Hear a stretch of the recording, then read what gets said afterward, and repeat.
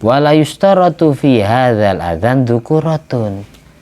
Tidak ada syarat yang mengadzani telinga bayi harus laki-laki. Tidak ada syarat seperti itu. Bal yasihhu walau minim ra'atin. Sah-sah saja yang adzan di telinganya bayi itu perempuan. Bisa ibunya, bisa bidannya, bisa. Tidak harus orang laki-laki. Jadi tidak ada syarat yang mengadzani telinganya bayi itu laki-laki. Bahkan sah dilakukan meskipun oleh perempuan. Kama afadaul Bujairomi fil akikah, sebagaimana dijelaskan oleh Syekh Sulaiman Al-Bujairomi dalam bab akikah.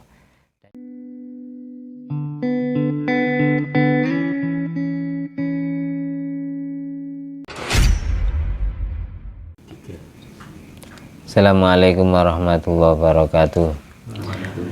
Alhamdulillahirabbil alamin alladzi bi ni'mati tatimmus sholihat wa bi dzikri sulahaihi tatanazzalu rahmat wal barakat wa sholatu wassalamu ala sayyidi sadat sayyidina maulana Muhammadin qutbil qadat wa ala alihi wa ashabi al-anjumiz zahirat.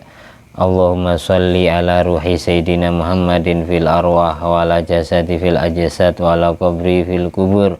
La aliyassabi wassalim rabbi syrah li sadri wa yassir li amri wa hlul 'uqdatam min lisani yafqahu qawli rabbi zidni ilma warzuqni fahma Allahumma aftah alaina futuhal arifin wa ja'alna khalisatan liwajhikal karim Allahumma arzuqna fahman nabiyyin wa ilhamal malaikatil muqarrabin Allahumma nawwir qulubana bi nuri hidayatika kama nawwaratal arda bi nuri syamsik Rabbana anfa'na bima 'allamtana rabbi 'allimna alladhi yanfa'u Rabbi faqihna wa faqih ahlana wa qarabatin wa ashabin lana fi dinina Allahumma inna na'udzubika min ilmin la yanfa' wa qalbin la yakhsha wa amalin la yurfa' wa du'ain la yusma' Sallallahu ala sayyidina Muhammadin nabiyil ummi wa ala sahbihi wasallam bi fadli subhana rabbika rabbil izzati amma yasifun wa salamun walhamdulillahi rabbil alamin. Al-Fatihah.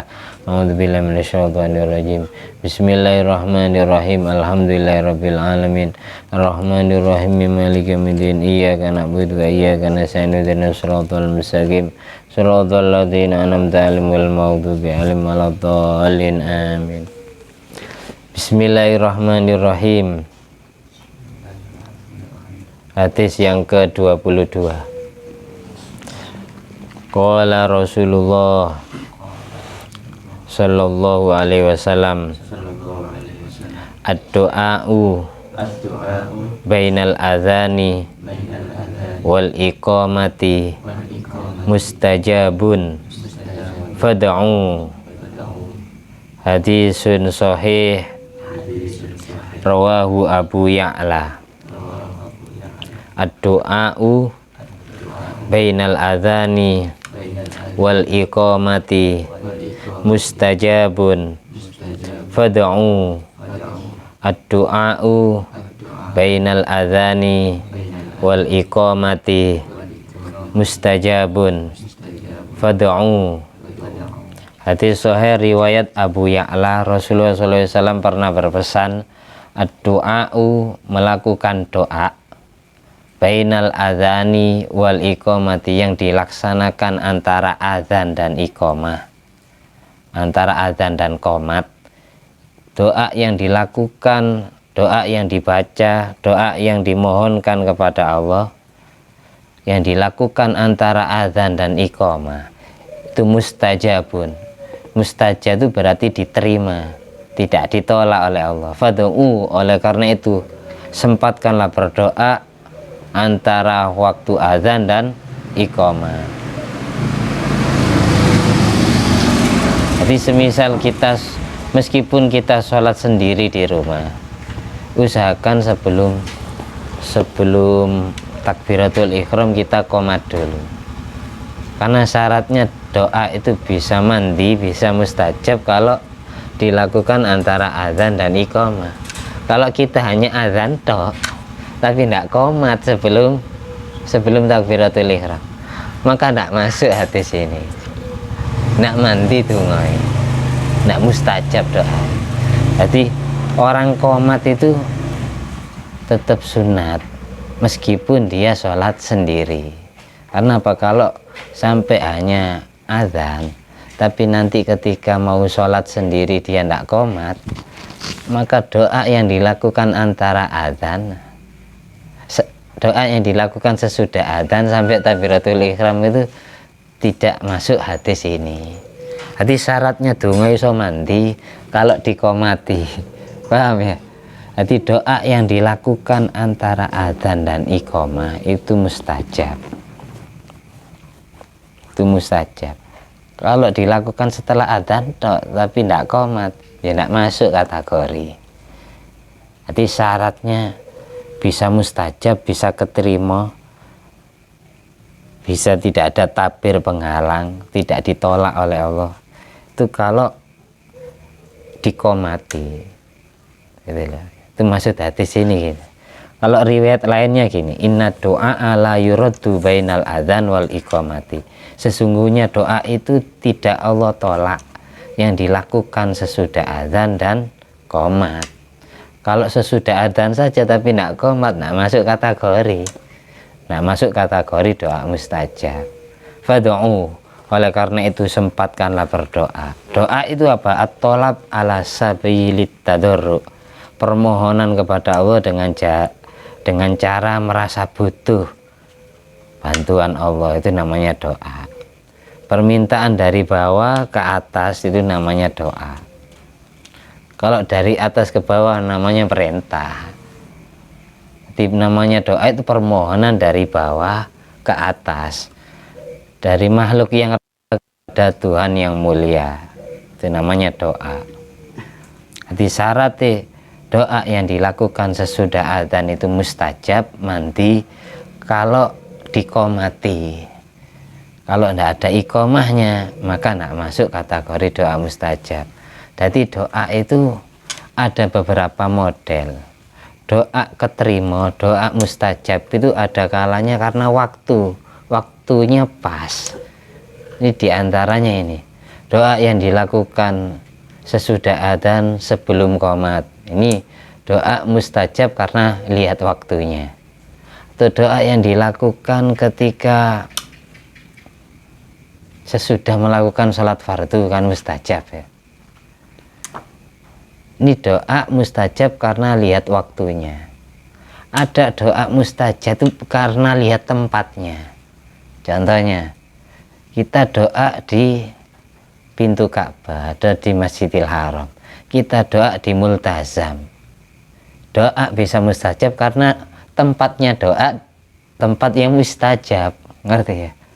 Ada kalanya doa itu mandi mustajab karena lihat tempatnya. Memang tempatnya tempat mustajab ya. Atau karena lihat waktu doanya pas, kayak dilakukan antara duduknya imam dari khutbah pertama khutbah kedua kan mustajab gitu. Nah, itu karena lihat waktunya itu berarti. Yang ketiga ada kalanya doa itu mandi mustajab karena lihat status orangnya. Orangnya marid lagi sakit, orangnya musafir lagi perjalanan, atau orangnya lagi apa? Musafir, marid, terus satunya apa? Hah? Di antara doa mustajab karena lihat status orangnya. Nah, madlum karena ditolimi. Doa ul madlum mustajab. Itu berarti dungo mandi gara-gara lihat status orangnya. Atau karena kepribadian orangnya, dia nabinya Allah, dia walinya Allah, dia punya ismul mu'adzam, asma Allah yang Allah rahasiakan, yang Allah berikan kepada dia. Setiap dia doa pakai doa itu, pakai nyebut ismul mu'adzam itu, maka dungo mandi gara-gara lihat orangnya, orang yang berdoa. Makanya kita kan tidak tahu mana di antara teman kita, sahabat kita sing mandi dungo. Setiap ketemu orang dimintai doa, karena kita tidak tahu lewat lesannya siapa yang mustajab, itu kan tidak tahu. Enaknya orang doa bareng-bareng itu seperti itu. Jadi saya ulangi lagi, doa mustajab itu ada kalanya karena lihat waktunya pas, waktu istijabah. ada kalanya karena lihat tempatnya, tempat yang dia tempati itu tempat yang istijabah, kayak di Mekah, misal di Multazam, di Ka'bah, di Hijr Ismail, di Safa Marwah, kan karena tempatnya itu memang tempat istijabah. Atau karena kadang lihat status orangnya, dia musafir, dia madlum, orang yang teraniaya, atau dia marid, lagi sakit. Maka jenguk orang sakit itu jangan sampai kita hanya mendoakan si sakit agar sembuh. Kalau bisa kita juga minta doa kepada orang sakit itu, karena orang sakit itu kalau nyebut Allah nyebutnya ikhlas, bukan karena terpaksa, memang murni dari lubuk hatinya. Merintih kesakitan, dia memang ikhlas nyebut Allahnya, istighfarnya pun ikhlas. Beda dengan istighfarnya orang yang sehat, istighfarnya agak bohongan kan. Itu makanya doanya orang yang lagi sakit itu mustajab. Yang terakhir ya tadi, karena kepribadian orangnya memang mustajab. Mandi dungo nih, karena dia tidak pernah bohong, karena makanannya selalu halal, pakaian yang dia pakai selalu halal, dia menjaga kepribadiannya dari perkara syubhat yang haram, sehingga kalau doa mustajab. Dia ke waliullah, kekasih Allah, dia nabinya Allah, gitu. Itu ada 4 model doa itu istijab.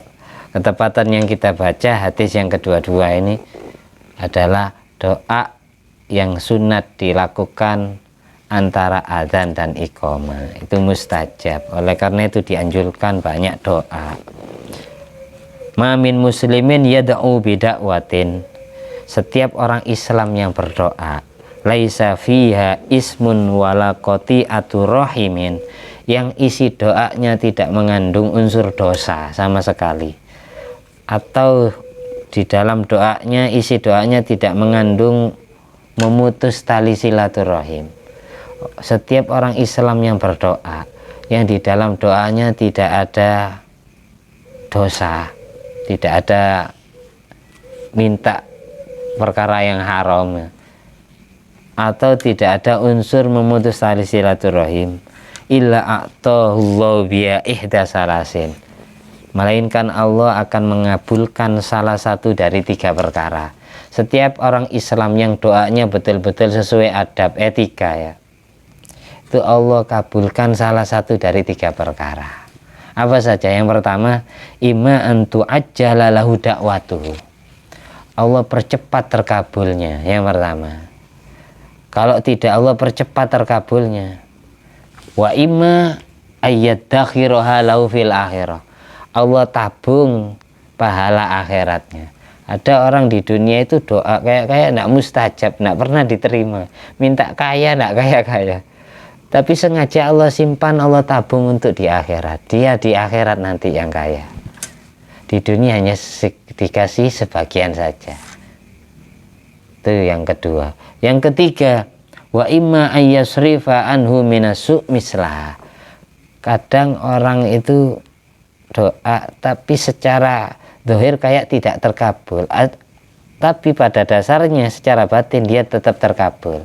Allah gantikan terkabulnya doa dengan terjauhkannya dia, terselamatkannya dia dari hal-hal yang jelek, kayak waktunya dapat musibah tidak jadi gara-gara dia sering doa. Jadi terkabulnya doa Allah gantikan dengan Allah tangkiskan dia dari kejelekan, atau Allah kurangi dosa dia, Allah kurangi sebagai ganti dari mustajabnya doa itu. Qalu, sahabat terus bilang gini setelah Nabi menyampaikan seperti itu, idzan nuksir, berarti kita yang penting banyak-banyakan doa ya Rasulullah. Rasul jawab Allahu aksar, iya sudah banyak-banyakan, nggak usah putus asa, karena dengan kamu mau berdoa berarti kamu mau beribadah, karena diantara ibadah itu adalah berdoa. Orang yang mau berdoa berarti dia mau beribadah kepada Allah. Nggak usah mikiri terkabul apa tidaknya. Dengan dia mau berdoa, dia dapat pahala doa. Gitu loh. Karena Doa mukhul ibadah, doa itu bagian dari otaknya ibadah. Yustajabu li ahadikum malam ya'jal. Kalian akan Allah kabulkan doanya selagi kalian tidak terburu-buru. Yaqulu, lalu beliau kata, da'autu, aku berdoa, walam yustajab, dan aku tidak dikabulkan secara zahir. Rasulullah menyampaikan seperti itu, Kanjeng Nabi sendiri aja gitu. Jadi tidak boleh terburu-buru minta agar segera dikabulkan. Karena bedanya orang Islam sama orang non Muslim kalau doa di situ. Kalau suara orang Islam, Allah senang. Semakin dia merintih, semakin dia memelas ketika memohon, semakin Allah senang mendengar rintihannya, mendengar kesusahannya. Tapi kalau orang kafir, meskipun yang disembah patung, langsung Allah kabulkan, karena Allah benci mendengar suaranya. Ya, itu bedanya.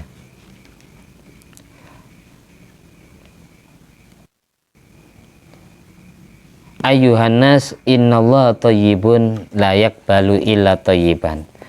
Wahai manusia, sesungguhnya Allah itu Tuhan yang baik, jadi tidak menerima kecuali yang baik-baik. Wa innallaha amaral mu'minin bima amara bil mursalin. Sesungguhnya Allah memerintahkan orang beriman dengan cara doa yang sudah Allah perintahkan kepada para rasulnya. Jadi kalau doa itu harus dilihat.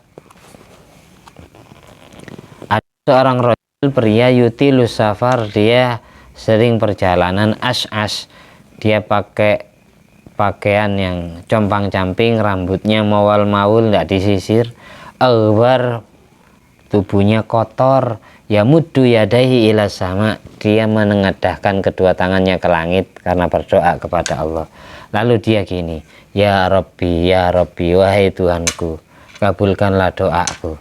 Orang pakaiannya itu compang-camping, rambutnya maul-maul, tidak disisir, terus tubuhnya kotor, pakaiannya kotor. Tapi bukan hanya kotor, wamat amuhu haram, makanannya setiap hari selalu haram. Wa masyrabuhu haram, minumannya selalu yang haram-haram. Wa malbasuhu haram, pakaian yang dia pakai selalu haram, dapat nyuri, dapat gosap, terus dipakai ibadah, dipakai doa kepada Allah. Wa wudiya bil haram, dia selalu sarapan dengan makanan yang haram. Fa anna yustajabu lidzalik, bagaimana mungkin doa dia Allah kabulkan. Itulah. Jadi bukan salahnya Allah, tapi salahnya yang berdoa tidak beretika, dapat gosok dipakai. Balik ke bab adzan lagi. Rasulullah SAW pernah menyampaikan, mangqala hina yasma'un nida, Allahumma rabba hadhihi da'wati tamah wassalatil qa'imah ati Muhammadanil wasilatu wal fadilah wa ba'athu maqama mahmudanil ladzi wa'atta ya arhamar rahimin. Barang siapa setelah mendengar adzan lalu doa seperti itu, Allahumma rabba hadhihi da'wati tamah, ya Allah Tuhanku yang memiliki panggilan-panggilan yang sempurna ini, yang dimaksud adzan ya, wassalatil qaimah, dan sholat yang baik ini, yang dilaksanakan sesuai adabnya, ati Muhammadanil wasilatu wal fadilah, berilah Nabi Muhammad wasilah, keutamaan dan derajat yang tinggi, wa ba'athu maqaman mahmudan, tolong bangkitkan Nabi Muhammad kelak dari alam kuburnya mempunyai derajat yang terpuji, allati wa'atta, yang sudah engkau janjikan. Barang siapa yang habis mendengar adzan terus doa adzan itu, halat lahu syafa'ati yaumal qiyamah, maka dia halal atau berhak mendapatkan syafaat pertolonganku kelak di hari kiamat. Barang siapa yang sesudah mendengar adzan terus doa pada adzan, maka Nabi Muhammad besok pasti nolong kita. Itu maksudnya doa setelah adzan. Terus ada lagi yang dianjurkan, doa yang sunat dibaca antara adzan dan iqamah.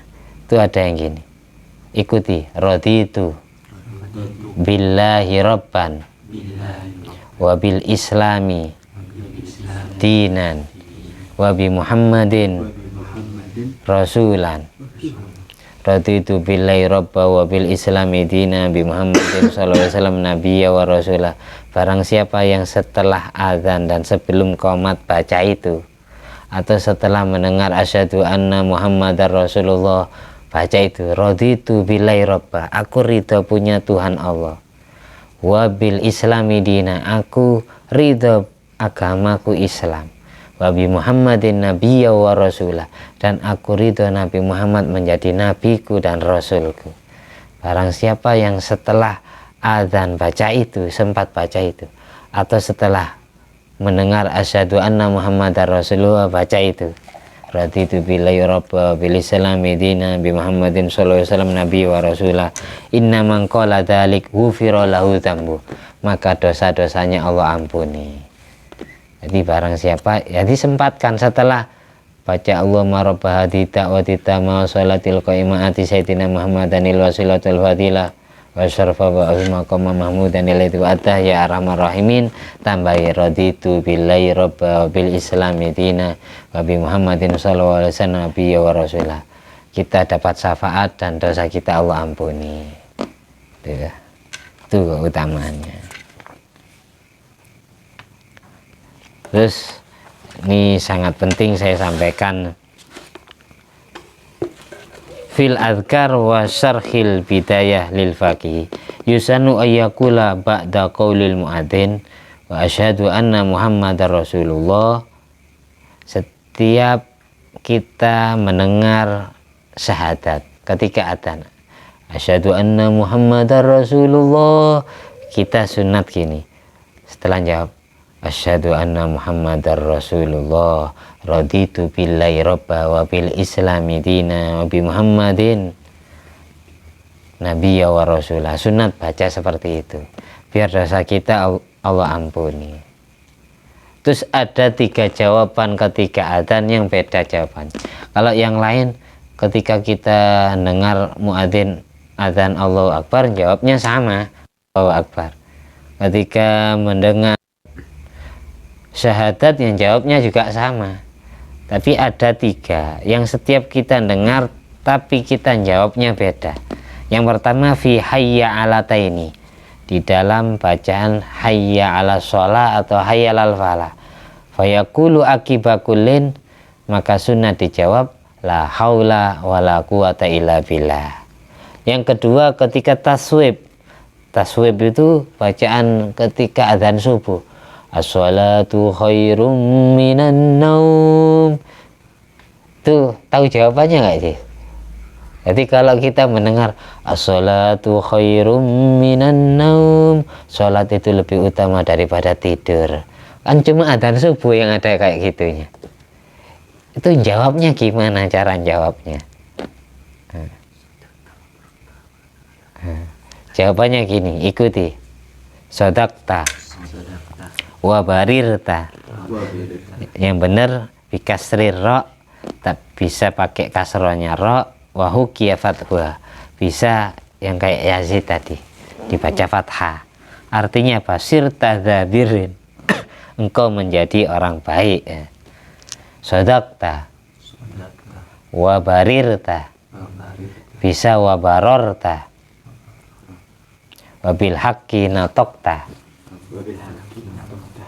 Itu jawaban as-salatu khairum minan naum. Bisa sodakta wa barirta wa ana dzalika minasyahidin, bisa sodakta wa barirta wa bil haqqi natokta, bisa seperti itu.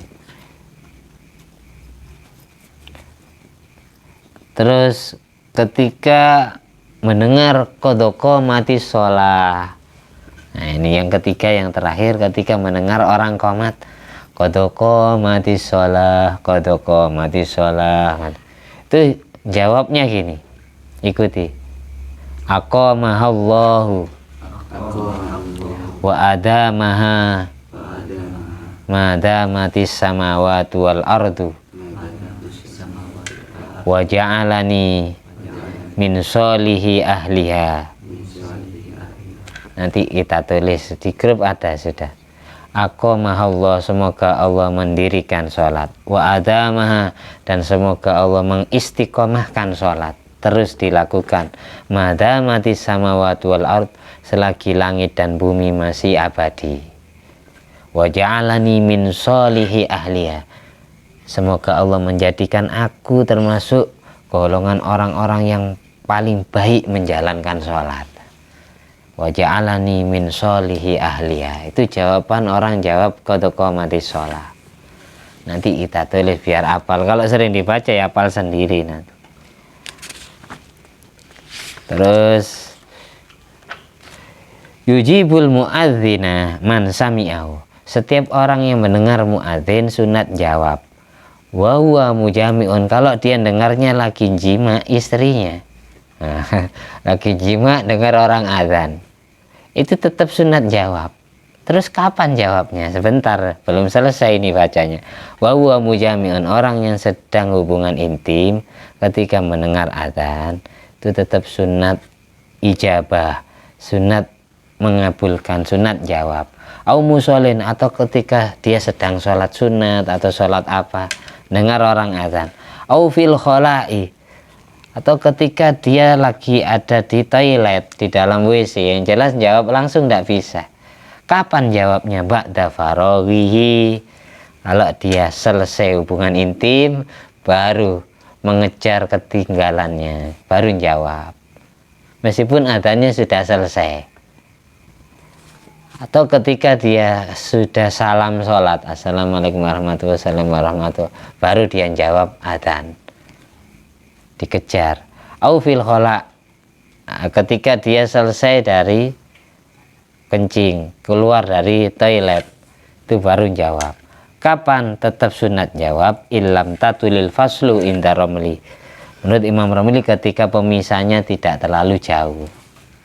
Menurut Ibnu Hajar, wa yujibu intolal faslu wa intolal, meskipun pemisahnya jauh, katanya Ibnu Hajar, tetap sunat dijawab. Semisal kita dengar adzannya lagi hubungan intim, atau lagi sholat, atau ada di dalam kamar mandi.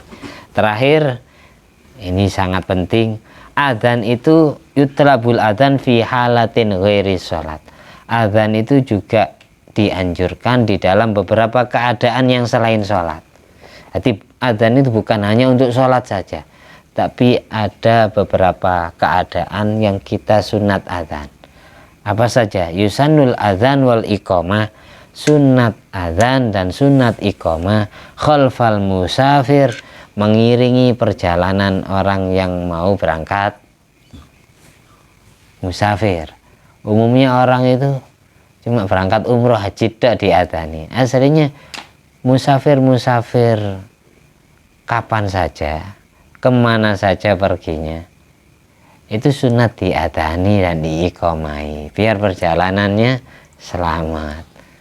Bukan hanya ketika mau berangkat umroh doh, kita mau perjalanan kemana itu sunat diadzani. Ada orang yang mengadzani, yang tidak ikut perjalanan.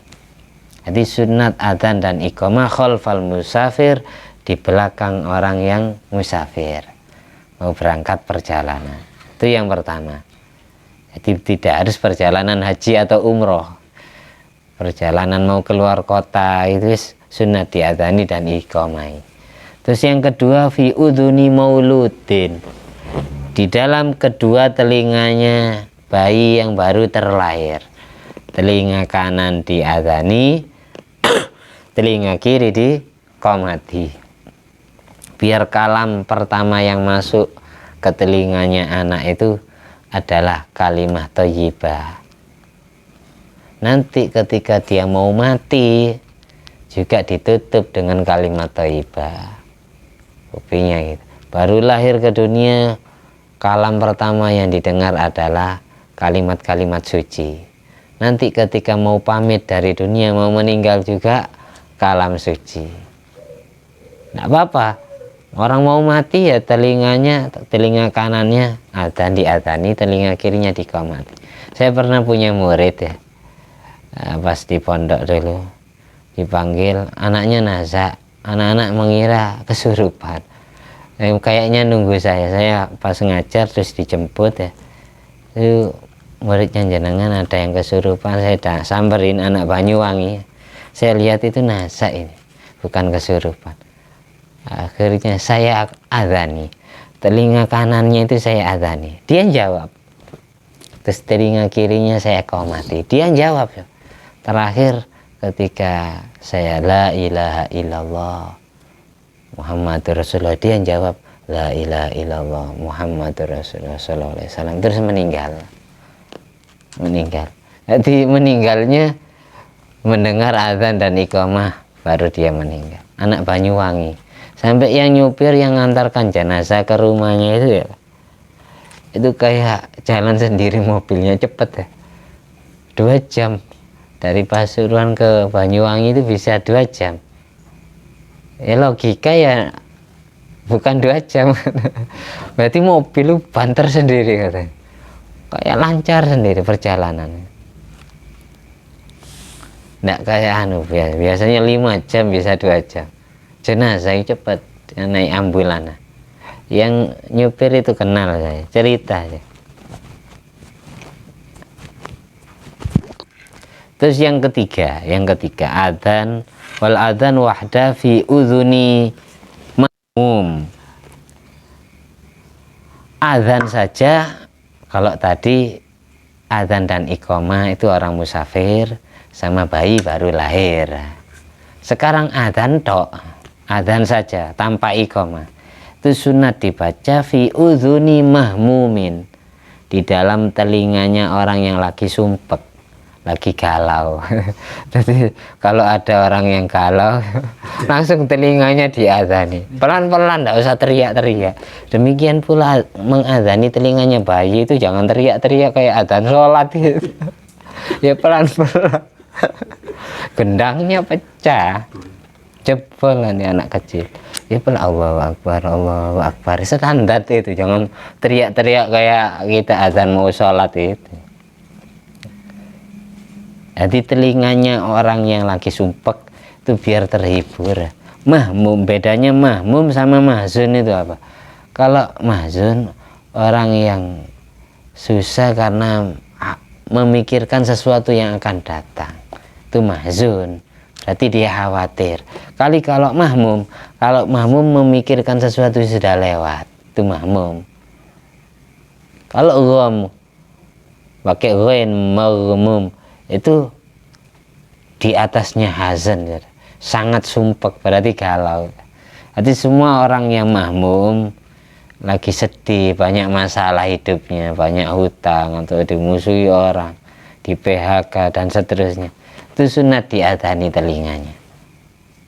Tapi tidak usah keras-keras buat syarat, biar terhibur. Nanti ada solusi sendiri, ada sesuatu yang menghibur hatinya.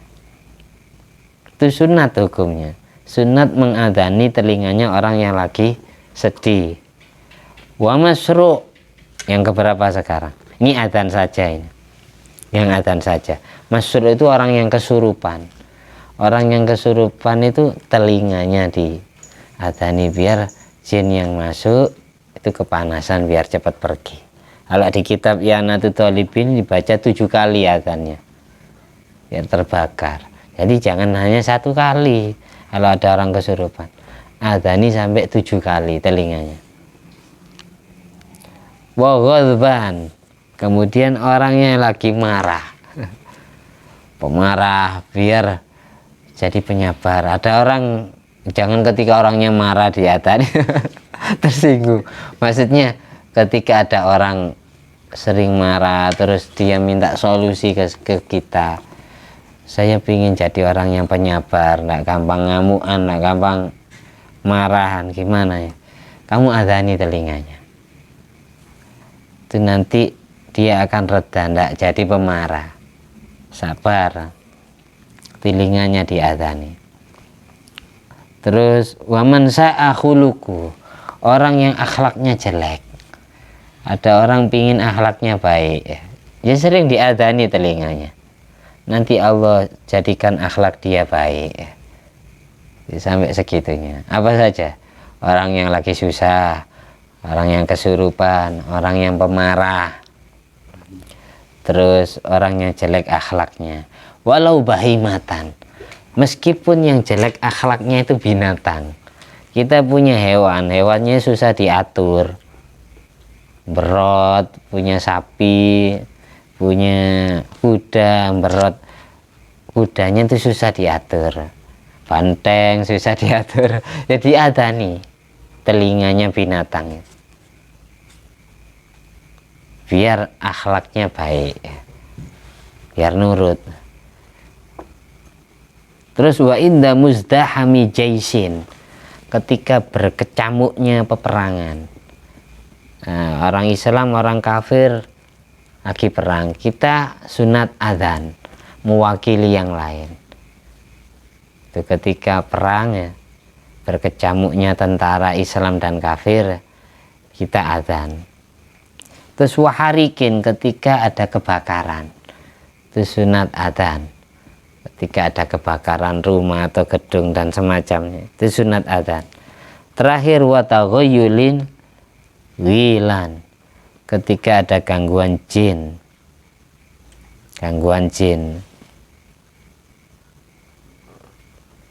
itu banyak manfaatnya adzan ternyata ya, bukan hanya untuk sholat ya. Ketika ada jin yang sering godain kampung ya, sering nampakkan diri ke orang, nggak harus kesurupan, sering godain orang, diadzani aja nanti pergi sendiri. Terus balik ke bayi lagi nih, yutlabu lil maulud umurun minha, di samping adzan dan iqamah dianjurkan bagi bayi yang baru terlahir ada beberapa perkara. Yang pertama al adzan fil udhunil yumna, adzannya di telinga kanan, wal qama fil udhunil yusra, qomatnya di telinga kiri. Jadi umumnya kan orang itu baru lahiran itu jangan terburu dibawa bidannya sudah kadung ngobrol sembarang macam, segera diadani. Kan kamu bapaknya, langsung kamu adani sebelum kecuali si bayi ini lagi kena darahnya ibunya atau apa ya, matanya dibersihkan dulu biar nak nangis ya, telinganya, karena kadang sudah kedahuluan omongan yang selain adzan kan, berarti kalam pertamanya ya omongannya bidan itu bukan adzan. Wala yustaratu fi hadzal adzan dzukuratun, tidak ada syarat yang mengadzani telinga bayi harus laki-laki, tidak ada syarat seperti itu. Bal yasihhu walau minim ra'atin, sah-sah saja yang adzan di telinganya bayi itu perempuan, bisa ibunya, bisa bidannya, bisa, tidak harus orang laki-laki. Jadi tidak ada syarat yang mengadzani telinganya bayi itu laki-laki, bahkan sah dilakukan meskipun oleh perempuan. Kama afadaul Bujairomi fil aqiqah, sebagaimana dijelaskan oleh Syekh Sulaiman al-Bujairomi dalam bab aqiqah. Dan juga wa yutlabu aidan ayuqra'a fi udhunil yumna suratal ikhlas, wa inni u'idzuha bika wa dzurriyyata minasyaitonir rajim. Di samping telinga kanan diadzani, juga sunat dibacai surat al-ikhlas. Apa surat al-ikhlas? Qul huwallahu ahad Allahu samad lam yalid wa lam yulad wa lam yakul lahu kufuwan ahad. Dan ditambah al-kafirun biar ikhlas agamanya al-kafirun. Kalau surat kulhu itu ikhlas tauhidnya, jadi dibacai al-kafirun sama kulhu. Setelah itu dibacai surat Ali Imran ayat 36, wa inni u'idzuha bika, sesungguhnya aku minta penjagaan kepadamu, wa dzurriyyataha, dan keturunannya bayi ini ya Allah, tolong jaga minasyaitonir rajim, dari gangguan setan. Itu setelah diadzani, telinga kanan setelah diadzani baca surat al-kafirun sama al-ikhlas, Setelah itu baca wa inni u'idzuha bika wa dzurriyyataha minasyaitonir rajim. Aku minta tolong jagalah anak ini dan seluruh keturunannya ya Allah dari gangguan setan yang terkutuk. Nah, harus bahasa Arab, bisa pakai bahasa Jawa. Jadi setelah diadani telinga kanan, baru dibacai surat Al-Kafirun sama Al-Ikhlas, baru didoain, dijaga, ditawud dari gangguan setan. Wa inni u'idzuha bika wa dzurriyyataha minasyaitonir rajim. Itu surat Ali Imran ayat 36. Dikutip dari Syekh Ad-Dairabi juga, inna yusannu ayuqra'a fi udhunil yumna inna anzalnahu fi lailatul qadar. Ada tambahan, untuk telinga kanan dibacai surat Al-Qadar. Apa Al-Qadar? Inna anzalnahu fi lailatul qadar wa ma adraka ma lailatul qadar. Lailatul qadri khairum min alfi syahr. Tanazzalul malaikatu warruhu fiha biizni rabbihim min kulli amr. Salamun hiya hatta matla'il fajar. Katanya Syekh Ahmad Ad-Dairabi, barang siapa yang membacakan surat Al-Qadar di telinga kanannya bayi yang baru lahir, lianna man fa'ila bihi dzalik lam yuqaddirillahu alaihi zinan tula umrihi, maka bayi ini sampai dia dewasa Allah jaga sepanjang hidupnya, Allah jaga tidak akan ditakdir berzina. Jadi biar tidak menjadi anak yang zina seumur hidupnya, itu tujuan dibacakan surat Al-Qadar di telinga kanan, biar seumur hidup dia tidak akan Allah takdir berbuat zina. Wa itlabu aidan at-tahnik wal aqiqah. Dianjurkan yang terakhir untuk sang bayi adalah tahnik. Ngerti tahnik? Tahnik itu cetak ya. Mengunyahkan semacam kurma atau buah-buahan yang manis rasanya, dikunyahkan ke orang soleh. Suruh kunyahkan tok, orang ahli ibadah, orang ahli baca Al-Quran, orang yang hafal Al-Quran. Nah, suruh kunyahkan, nanti ini kita taruh di langit-langitnya baik, biar kecipratan barokah kesolehannya, ketakwaannya, kealimannya, hafalan Qurannya. Itu tujuannya, itu sunat hukumnya. Tadi tafaul, ngalap ketularan barokah kesolehan orang yang mengunyahkan buah-buahan untuk si bayi, sunat. Oh, suaranya enak, baca Al-Qur'annya merdu, ditahnik ya, sirungunya, lalu biar nanti anaknya ini suaranya juga enak, ahli baca Al-Qur'an, ahli baca sholawat ya. Itu nama sunat hukumnya. Yang jelas yang mensuruh ngunyahkan, yang mensuruh tahnik, yang disuruh tahnik itu adalah orang soleh, intinya gitu. Terus wal aqiqah, terakhir aqiqah. Salam untuk bayi laki-laki 2 ekor, untuk bayi perempuan 1 ekor kambing. Dan usahakan selamatan aqiqah itu jangan sampai tulangnya dipecah. Biar apa? Dengan wutuhnya tulang itu, maka anggota tubuh bayi juga terus bubu akikohnya itu usahakan sunat kelegen, sunat kemanisan, biar akhlaknya anak yang diakikoi itu juga punya akhlak yang manis. Terlalu manis malah bagus, bumbunya yang sangat manis, jangan yang pahit atau kecut ya. Itu yang sangat legi, yang sangat manis. Terus rambutnya janin, rambutnya bayi yang baru lahir itu sunat dipotong, kalau bisa digundul. Setelah itu ditimbang paling 1 on, tidak sampai 1 on ya. Lalu disodakoi emas atau perak, ditimbang dulu, disodakoi emas atau perak, berikan ke ibunya atau mertuanya ya. Lalu rambut ini diapain? Rambut ini dikubur, sunat dikubur ya, dipendem. Barang hari-harinya tidak apa-apa rambutnya Pak.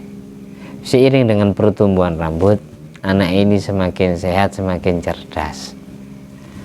Terus kaki akikoh, kaki hewan akikoh, bahasa kaki berarti kalau binatang itu ya ini yang sebelah kanan, kaki kanannya hewan akikoh itu sunat diberikan qabilah kepada bidannya. Biar kenapa kok kanan? Biar laku hidupnya dia jalan kanan, nggak pernah jalan kiri. Maksudnya tafaulnya biar laku hidupnya selalu ibadah, nggak tersesat. Senangnya yang kanan, maksudnya senangnya yang baik-baik, tidak yang jelek-jelek yang kiri. Itu maksudnya. Jadi tujuan kenapa kok kaki kanan hewan akikah sunat dikasihkan bidan itu, biar laku hidupnya laku kanan, laku yang baik-baik, tidak laku tersesat. Mudah-mudahan bermanfaat ya, amin. Al-Fatihah. Alhamdulillahirabbil alamin arrahmanir rahim maliki yaumiddin iyyaka na'budu wa iyyaka nasta'in ihdinas siratal mustaqim siratal ladzina an'amta 'alaihim ghairil maghdubi 'alaihim waladdallin amin. Sayyidina Muhammad wa ala Sayyidina Muhammad.